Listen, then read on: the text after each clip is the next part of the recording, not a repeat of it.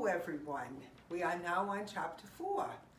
And by the time you're done with chapter 4, you would have completed an entire accounting cycle from beginning to end. I'll talk about that in a couple of minutes. But first, I just jotted down a few highlights I'd like you to kind of look at and pay attention to because I think they're helpful in doing the homework. You're going to notice the first one on page 186, or if you're just looking at your slides, it's slide 4-16. It's figure 4-3, and it's the first time we've seen a balance sheet in a vertical format. This is called a classified balance sheet. We're used to seeing the account form, the assets on one side, and the liabilities and owner's equity on the other side. That's perfectly a fine presentation that we've been looking at for the first 3 chapters.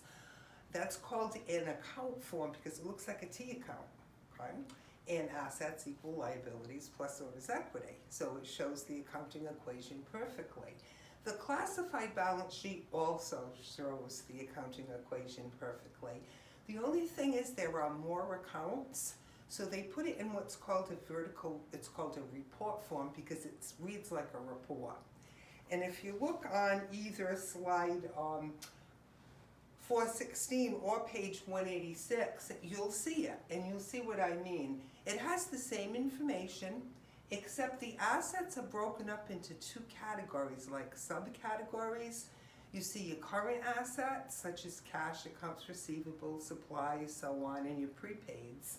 And then you see your long-term, your property, plant, and equipment, okay, in another section, and then a total asset section. For Smart Touch, we have current assets of $16,100 and property, plant, and equipment, the long-term ones of $97,450 for a total of $113,550. The numbers aren't so important, but what is important is they put it into the 2 categories. What's the difference and why do they do that? Current means it's going to be a year or less that those current assets will either change to cash or be used up in the case of the prepaids. Cash is already cash, so it doesn't need any time to change, but the others do. Anything that's going to be turned to cash or used up in a year or less is a current asset. Those that are going to hang around for a while, like buildings and land and trucks and computers, those are called PP&E for short, property, plant, and equipment, also called long-term assets. When I was a student, we called them fixed assets. It's all the same thing. They're going to be around for longer than a year. They all depreciate except for land. We learned about depreciation in the last chapter, and we're still going to see depreciation moving forward on everything that's property, plant, and equipment except for land. So you see a total, right? And the same thing with the liabilities. They're separated into current, going to be paid for in a year or less, or long-term liabilities which are not due in a year or less. The thing to remember though about long-term liabilities, which are bills, such as a mortgage or a note, right? There's always a current portion, like when you have a car loan and it's 60 months. It's not, the whole thing isn't due for 5 years, but you have your monthly payments with interest accruing, such fun. But with long-term assets, there's always a current portion. You don't have to worry about separating it or anything like that at this level. Even in 102, we don't really have to separate it. But just keep in mind that long-term liabilities always do have that current portion. So that's probably enough about the classified balance sheet, which you'll be seeing as we move forward, this type of a report vertical form. The other thing I wanted to mention was the completed worksheet. We saw at the end of chapter, this is on page 188, slide 4-19. It's a nice color-coded Excel-looking sheet. The only thing, it doesn't work like Excel. You can't program formulas into it, so I call it faux Excel. But anyway, we saw at the end of chapter 3 the unadjusted trial balance. I wrote it down, page 141 at the end of chapter 3. we saw the first 6 columns, unadjusted, the adjusting entries, and then the adjusted trial balance. That all can be put into the worksheet. In chapter 4, it brings them out. You don't have to do really any more math, except for figuring out net income. I believe they're coded in purple. Let me check my book. The first 3 from chapter 3 are in purple, kind of a purple or blue color. And then the last 4 columns, it's a 10-column worksheet. The last 4 columns completes it. You're pulling all of your assets, liabilities, and capital, your equity accounts into the balance sheet columns, which are columns 9 and 10. And then your income statement, which are your revenues and expenses, you're pulling that into columns 7 and 8. And you're going to have a difference now when you add up these columns. That difference is going to be net income or net loss. Net loss occurs if your expenses are higher than your revenues. And I am going to show you just in a couple of minutes an example of what to do when you have a loss, when you're trying to do closing entries. So the completed worksheet, you're going to see that popping up within the chapter.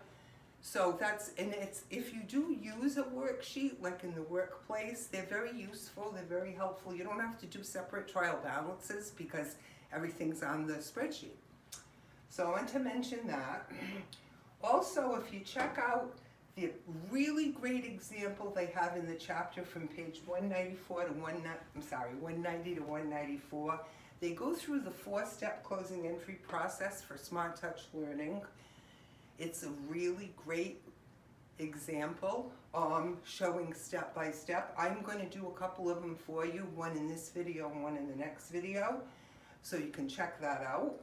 And also ending with, I mentioned that this chapter goes right through the accounting cycle. This is on page 198.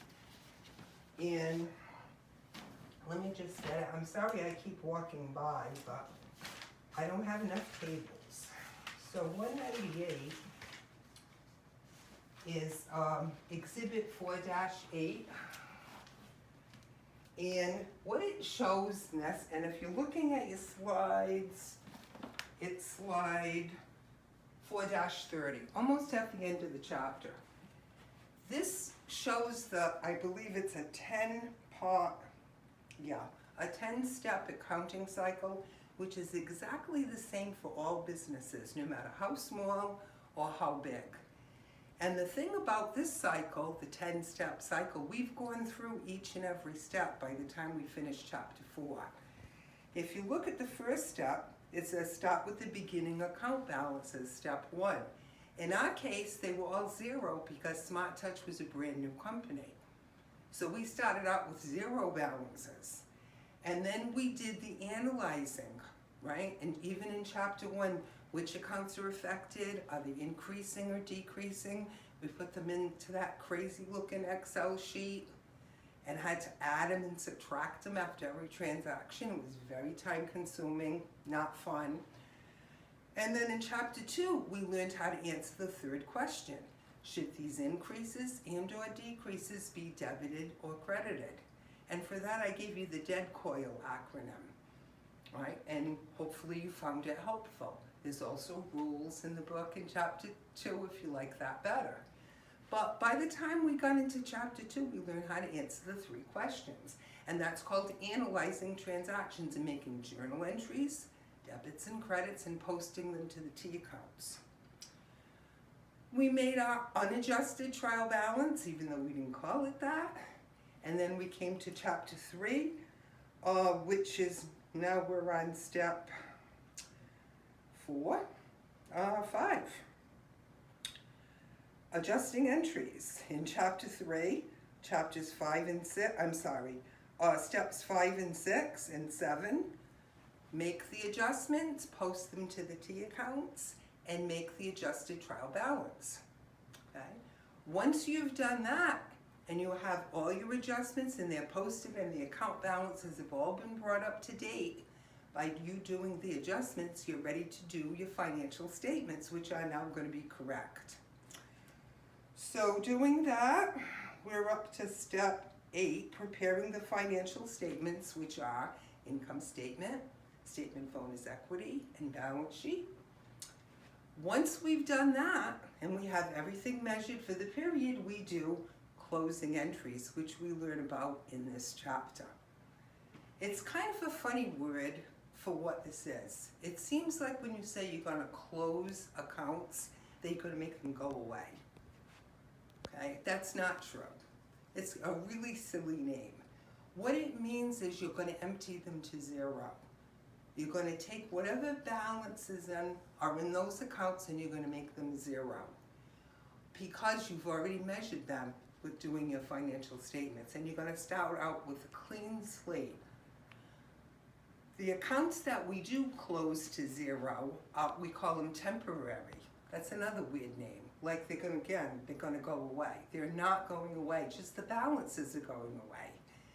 So in the latter part of this video, I'm going to show you an example of a closing entry problem. It happens to be a homework problem 4-22. After the closing entries, which is step 9, step 10, the final step, is to prepare a post-closing trial balance. Post-closing means just the accounts that have balances, which are going to be your balance sheet accounts, your assets, your liabilities, and your capital account. Because your revenues, expenses, and your withdrawal account all say zero. So they don't need to appear on this post-closing. Post means after, so it means after you've done your 4 closing entries, you make one more trial balance, everything's ready to start your new period again. And you can see the arrow points back up to number 1, okay? So I think that's a great summation, and it's everything we've done in the first 4 chapters. So, I have one of 2 examples. I'm going to do the first one in this video, and I'm going to do the second one in a separate video. So this one is on page 221. And it's one of your homework problems. It's exercise 4-22. And the reason I wanted to do this is one thing I don't think the book has enough of, and that's to explain what happens when you have a loss. There is a little bit about that in right after the closing entry section that I mentioned up to 194. But a real good example I think is missing. So I wanted to show you this one that comes from my homework. Again, this is exercise 422, and you're going to see it in your homework assignment. And this is page 221. So let me show you. When you have a loss, it really is no different except for the 3rd closing entry, which is just going to be the reverse. 221. I wish I had a lot of bookmarks. That would be good. Instead of always fumbling for the page. Okay, so 221 shows you an adjusted trial balance for Stone Sign Company. Excuse me. And the requirements are to assume they have a January 31st end, and they do their closing entries then. And then they ask you how much net income or net loss did Stone Sign earn for the year, and how can you tell? Okay, well, let's see. We have to answer the first question first. So they want us to take that adjusted trial balance and do the closing entries. So step 1 is you close the revenue, right? Which means you bring it to 0. Close revenue to 0. Why do we do this? Because we already have our net income. We already know that because we did the financial statement. So now they have to go to 0. So we look at our revenue on our adjusted trial balance, and it says, okay, service revenue $17,300. It looks like that's the T account, if you were looking at a T account.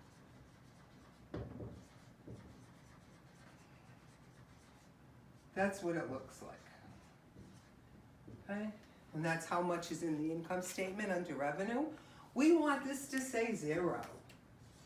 So number one closing entry is we're going to debit the revenue to zero it out. Close out the balance. That's what they mean. Not close the account, just close the balance. This account will live on. Okay? So we have a debit. What's going to be our credit? Well, there's a nice little account that holds the closing entries. It's called income summary. Unfortunately, I'm not going to have room for all the T accounts, so I'll do these. Income summary is going to hold that credit for you for closing entry number one. I think T accounts are super helpful to do closing entries. It's how I learned to do them. Because I like a picture to kind of tell the story. And they're very, very helpful in those pages 190 to 194 shows all the T account postings as well, the ledger. So it's really a nice match. So our first closing entry, which is always the same, we're going to zero out that revenue by debiting it. So service revenue gets debited for its full amount. And what does that do? It brings it to zero. And then we'll credit income summary for the same. So we've accomplished the first step. And this is the same no matter if you have a loss or a net income. This one happens to have a net loss. The second one, the second step, close expenses to zero.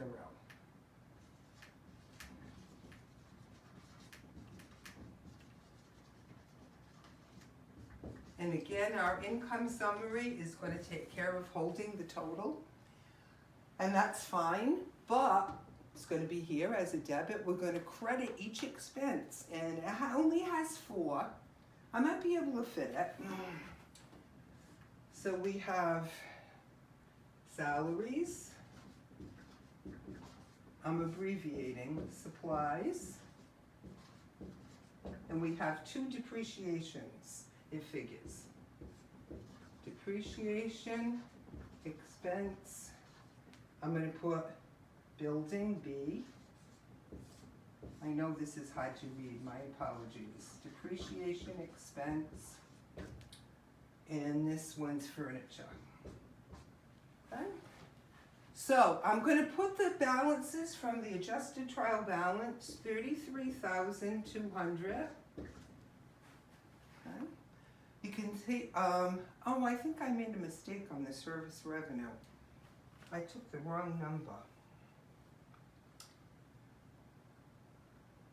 Did I make a mistake? I see 37. Okay. Oh, it's 22. I'm looking at 21 revenue. I'm sorry.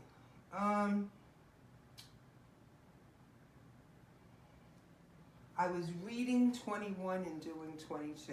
I'm sorry. This doesn't have an adjusted trial balance, and it has T accounts. So I made a mistake. I'm sorry I messed that one up on you. It's just the numbers that are different. I was reading 21. 22, the revenue is $37,500. Still the same process, just the numbers are different. And I'm not looking at adjusted trial balance, I'm looking at T accounts. So $37,500. The page is 221. I wrote 221 and I looked at 220. $37,500. Okay. Probably did this, yeah, okay. So we look at salaries expense and we look at our expense accounts and we see $33,200, that has to be zero.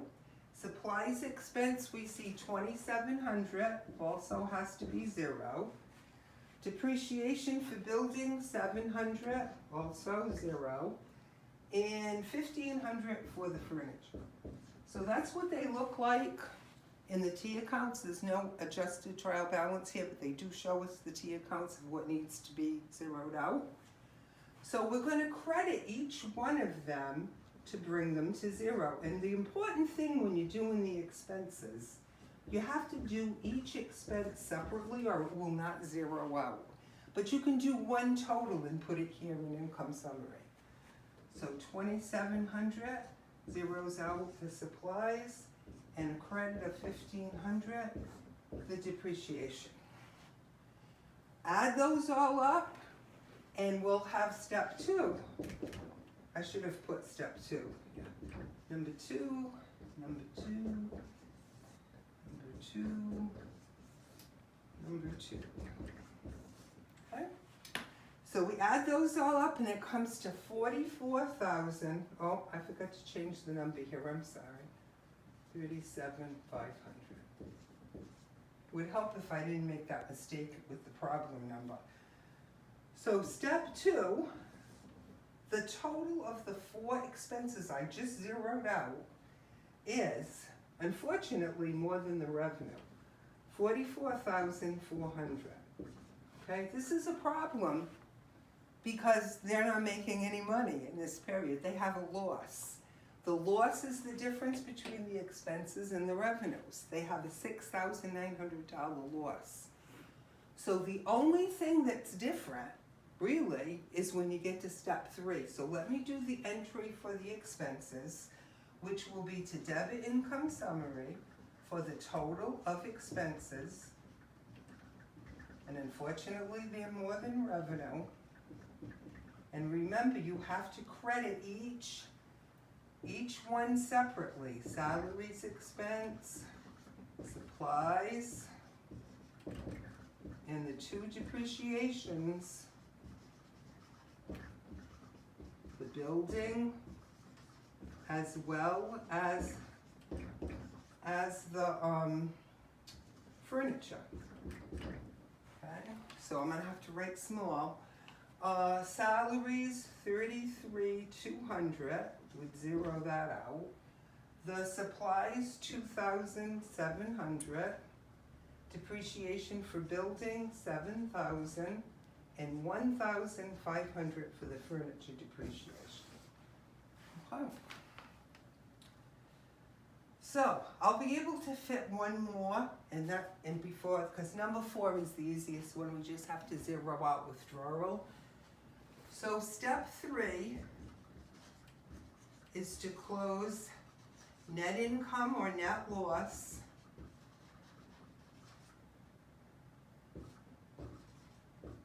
to capital. The problem is when you have a loss, capital has no chance to go up unless the owner made a contribution. If the owner didn't make any additional contribution, it's going to go down by the net loss, and it's also going to go down if the owner took out money, the withdrawal. So the capital is going to take 2 hits during the loss. And this 3rd step is the only one that can ever be different, and it's only different when there's a net loss. So normally, I haven't shown you an example yet, but if you checked out the one for Smart Touch, you know they had a net income, and they debited the capital for it. Because remember, capital increases by net income, then gets decreased by withdrawal. So I'm going to draw the capital account here. And what's this person's name? K Capital. So the beginning balance, according to the problem, is 49,000. I'm going to put BB next to it for beginning balance. The loss is the difference between the 37,500 revenue and the 44,400 expenses, and the loss is 6,900. Okay, this is number 3, loss. Again, if it was a net income, we would be increasing the capital. And almost probably 95% of the problems do have a net income. So you would be crediting the capital and debiting income summary, and you'd be all set. But in this case, the larger total is on the debit side. So our debit will be to the capital and the credit will be to income summary. So let me see if I can squeeze that 6,900 and put number 1 up further and number 3 here. And I got room for a balance just about, if I get rid of this line. Well, kind of, sort of. I'll get to the balance in a minute. Okay, so there's my $6,900 for loss. So we're going to debit for our third closing entry. Again, this one is the reverse of what it normally would be as net income. We would debit K capital for the amount of the loss. Remember, it's taken the first hit here, going down by $6,900, which is the difference between expenses and revenues. We're going to credit income summary, and that's going to zero out income summary. We don't need it anymore. Don't need it now. It's only good for the first closing entries. It's actually called a holding account. That's all it's used for. So income summary, don't mind me sitting. It's easier to write low. Okay. This would be the journal entry to debit the capital and to credit income summary if you have a loss. So if you have any problem with a loss, that's what you do, the only difference. If only I could fit the last one, but what I'm going to do is just erase the first one and put number 4 up there so I can keep this part. So I'm going to erase step 1. We don't need income summary anymore. Again, it's only used for the first 3. The last one is the easiest one of all. We just closed that withdrawal account. And if we look at the T's, which here, Kebby, I guess his name is, I just put K. K withdrawals is at $14,000. So besides a loss, he took out $14,000 too. So of course the capital's going to go down by withdrawals. So we're going to be crediting it to close it to 0. And it is 0. Okay? So step 4 is to close withdrawal to capital.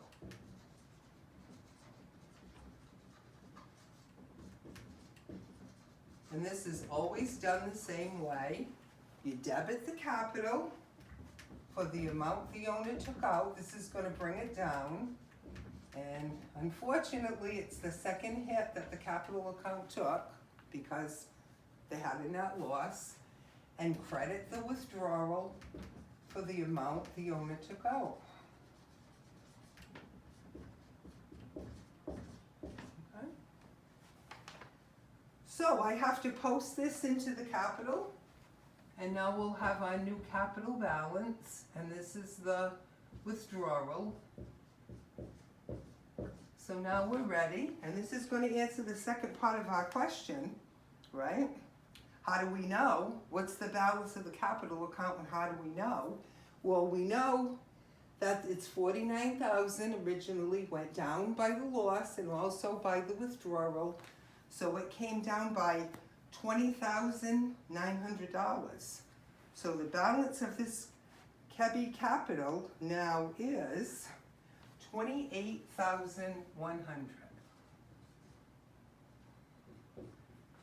And see, one of your homework problems is done. And why? Again, I wanted to give you a good, straightforward example of how to deal with a loss. Okay? There's our balance. Beginning, no plus net income, minus net loss, minus withdrawal equals ending, always. The only thing that could have helped the capital is if Kebby made a contribution, which they did not. So that's it for this video. I'll be back for number 2 video shortly. Bye.